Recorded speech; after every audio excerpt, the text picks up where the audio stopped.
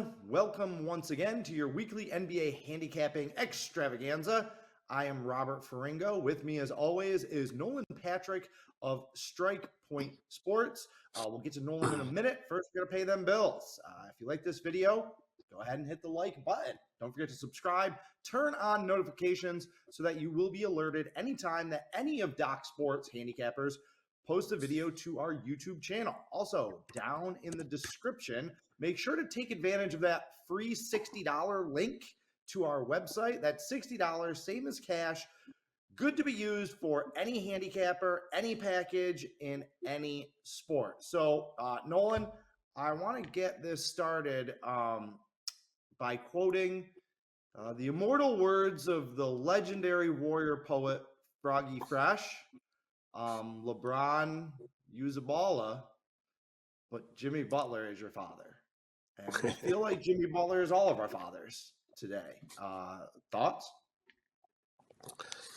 I mean, I was ready for it. I believe the things that I said last video was Heat plus 2.5. The Heat were going to win at least 2 games. They've already won 1. We were on the Heat for a nice 5-unit winner.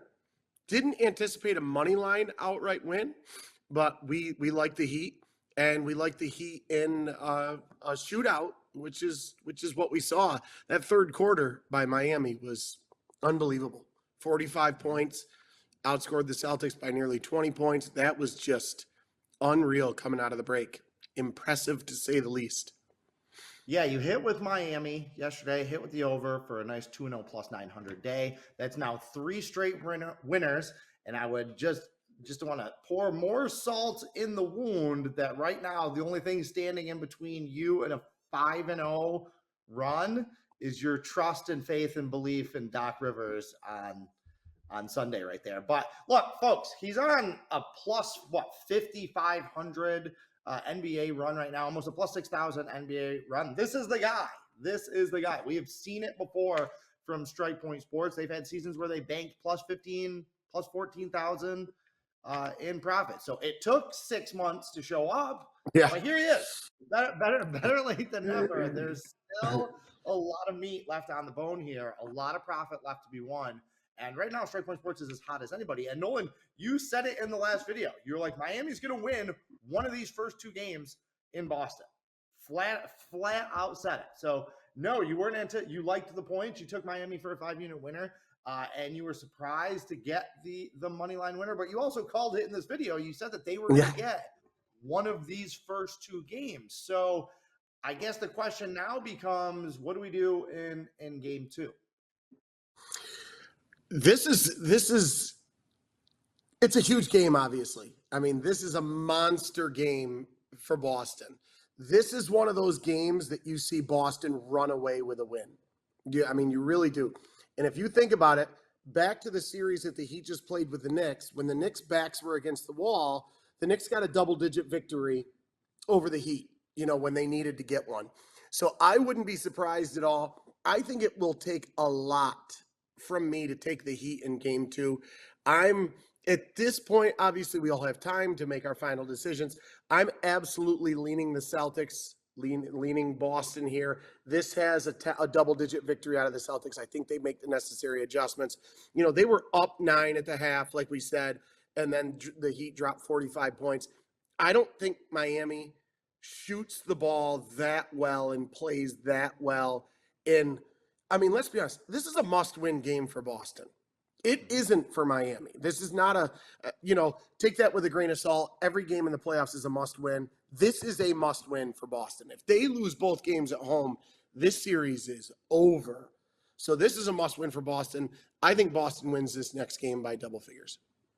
Yeah, Miami shot 16 for 31, 52% from three-point range in game 1. The interesting thing here is that the line has jumped. It opened at 8 for game 1, opened at 8.5 in game 2. It's already up to 9, even though over 70% of the action is coming in on the Heat in this game. That's what we call a reverse line movement there for the noobs out there. And I forget what the statistic is. I'm going to botch this, but I'm also going to be close. I think it's home teams that lost game one Yeah. are like 15-0 or 15-2. So it's something ridiculous, both straight up and against the spread in the series in game two. So it looks like the public money is gravitating towards Miami after what they saw in game one. And just the fact that, after that Philadelphia series where they got pushed to the limits, Boston might be a little bit overvalued. I mean, 8-9 points in a playoff game with two of the best teams remaining. That's a lot of points Yeah. here. While the sharp money is going towards Boston, anticipating what you said, that blowout. So again, think Boston is still the play, huh? I do. Yeah, I really do. Boston, we've talked about this before. Boston's a great bounce back team. I think you're going to see nice adjustments made. And things can change, obviously. We've got plenty of time. But as of right now, I'm leaning Boston. I think they win by double figures. So you were also on the over, as was I. And both of the game ones in both the Western Conference and the Eastern Conference, I mean, they both flew over. Yeah. Not even close, 20-plus points over. How are we to make the total in this series? We'll get to Denver and the Lakers in a minute, but what are we to make of the total in this series? We both agree that Miami kind of shot their shot, and they're not going to shoot that well, especially from deep this entire season, this entire series. But what do you make of that total? Do you see this becoming a little bit more of a defensive grinder series like that Knicks series, or do you think that maybe the books were just off on this one and those totals should be creeping up towards the 220s? As of right now, I agree with the latter there. I think that these totals should be about 218, 219, 220. I am leaning over again. You've got guys on both sides of the basketball that can just flat score. The Celtics have two guys averaging almost 60 points. And the Heat, with Jimmy Butler and even Bam Adebayo, that's another 50 points. So, and the Heat, they are shooting it well. Now, I don't think they're going to shoot it as well as we've seen, but some of those Knicks-Heat games went under really because the Knicks just started playing crap basketball and missed every single shot that they took. And Miami didn't really have to work too hard because the Knicks just stunk. Sorry, I hate to say it for myself and all those Knicks fans out there, but Boston doesn't. Now, they will lay a proverbial egg, but until I see something upwards around 220, I'm going to lean over, and I'm going to continue to lean over here. Yeah, I'm with you 100%. Boston isn't as solid of a defensive team as the Knicks are, I feel like. And they're also a vastly superior offensive teams. And this is the difference between looking at the box score after the game and watching the game, right? We both watched a lot of the Knicks Heat game, and we saw the Knicks just missed open shots. It wasn't a lot of amazing things that Miami was doing. The Knicks were moving the ball, getting the shots they wanted. They just couldn't make them. They became over-reliant on the three-point shot to begin with when they're not a very good three-point shooting team, and they just missed shots. If you go back to that Milwaukee series, that was a high-scoring series. Like, Miami put up points. There were some games that were over 220, over 230 points scored in those. So I feel like this series is going to be played a lot closer to how that Milwaukee series was. And I agree with you. I think there's still a little bit of value on the over. Now, 3-0 to start the conference finals for Strike Point Sports with one push. And the one push, I cannot decide yet. I mean, I guess it doesn't matter. It's over. If that Denver push in game one, if that qualifies as a bad beat. I mean, on the one hand, they were taking it to the Lakers. They dominated them in the first half. They were clearly the superior team, had a big lead, which, I mean, NBA's Thunderdome, so big leads mean nothing. So on the one hand, tough not to get a cover in a game that Denver really controlled wire to wire. On the other hand, the Lakers made a nice comeback there. It was a 3-point game at multiple occasions in the last 2.5 minutes. The Lakers just could not get over that hump. The spread in game two, which is tonight on Thursday, has dropped from 6, where it opened in game one, to 5.5, starting to get that Lakers money. Now, I'm not sure if that's just, the public, the square money coming in on the name brand Lakers, or if someone saw something in that game one that they think will carry over into game two. What are your thoughts on the Nugs and the Lakers? That game was about a minute or two away from not seeing any superstars play in the fourth quarter. If the Lakers wouldn't have gone on a nice little spurt, that would have been about a 30-point game. And gosh, the line might be 7.5, 8 right now. But the Lakers obviously chipped away, made some nice second half adjustments. Darvin Ham and the Lakers made some nice defensive adjustments. And the Lakers were down 124-121 with the ball in that game. But then, bad beat, Jokic does nothing wrong the entire game. Not one thing wrong, with the exception of he goes to the foul line with 10 seconds left and makes one of two free throws to not cover that spread.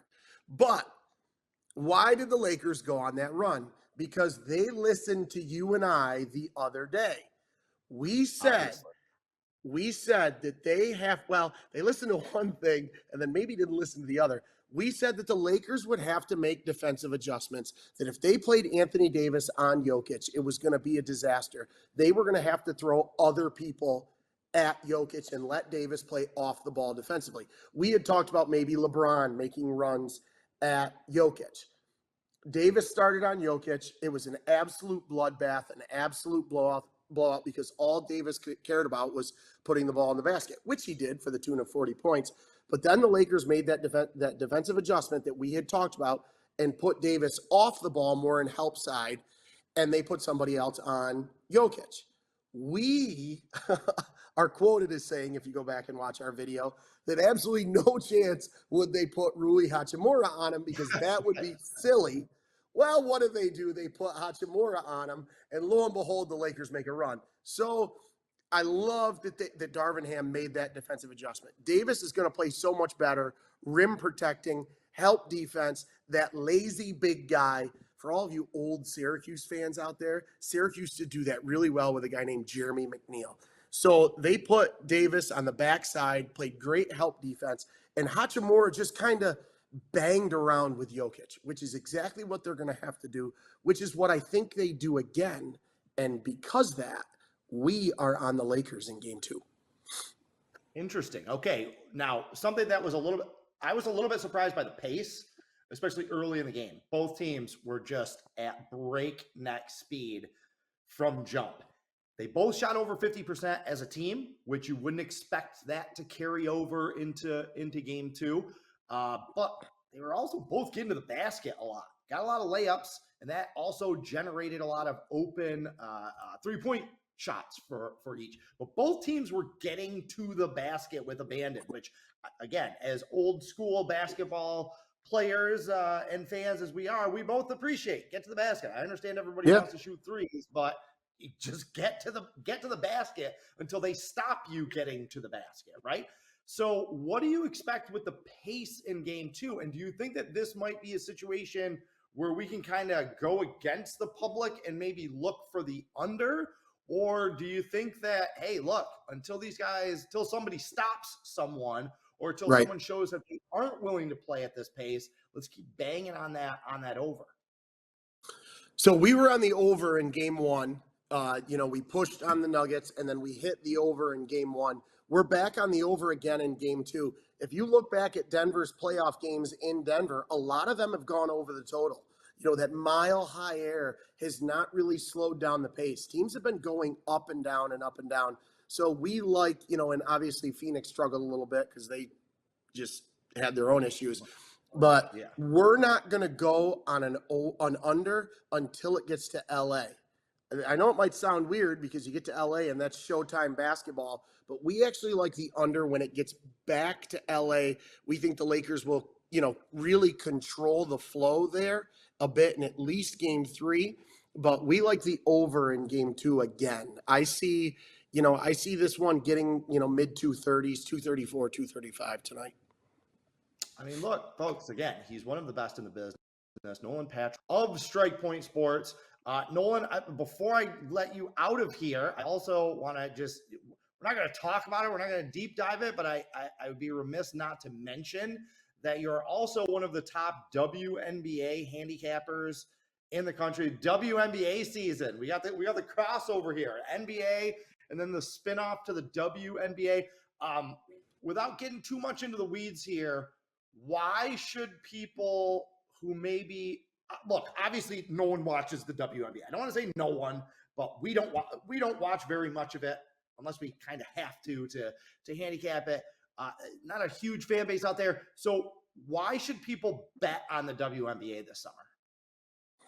Because there's money to be made. The one thing about the WNBA that a lot of people don't know if they don't bet on the WNBA is teams go on absolute hot streaks. A few years ago, the Connecticut Sun and the Minnesota Lynx were absolute auto plays. Every single night that they hit the floor, we at Strike Point Sports were on them. And they were auto plays. What's the line? Connecticut Sun minus 13? Yep, on them. Because certain teams get hot and certain teams just make absolute runs. The Las Vegas Aces last year, for example, were just really, really strong, and they would blow teams out at home. So when you find that hot team and they're playing great basketball, there is absolutely money to be made. No doubt about it. New York Liberty, baby. The Knicks let me down. But woo, that Liberty lineup is stacked this year. There are a lot of blowouts in the WNBA. You see a lot of 30, 40-point, just absolute bloodbaths. Not a ton of parity there. Also, look, let's be honest. And this coming from someone who has had back-to-back winning WNBA seasons, I don't mind pointing out myself, is that this is kind of a human nature thing, right? For us, the sports betting season kind of starts in August, September with football. Okay. That's kind of the beginning of the sports betting season. Then that carries into college basketball, NBA, NHL, wraps around to the start of baseball season. By June and July, the sports books, the odds makers, they're done. They're done. Yeah. They don't care. They don't care. They need time off. Their wives are about to leave them. Their kids are out of school. They need a vacation. So when it comes to these WNBA numbers being posted during the summer, the odds makers are just mailing it in, man. They are not paying as much attention to these numbers as they are right now, say, with the NBA. So, to the man's point, there is money to be made. All right, Nolan, I'm going to let you out of here. Thank you, as always. Wait, what's that? Who's that? Is that Froggy? Oh, it's Froggy. Jimmy Butler is your father. He's all of our fathers. He's Nolan Patrick of Strike Point Sports. I'm Robert Ferringo. We are Doc Sports. Carpe Diem. And good luck.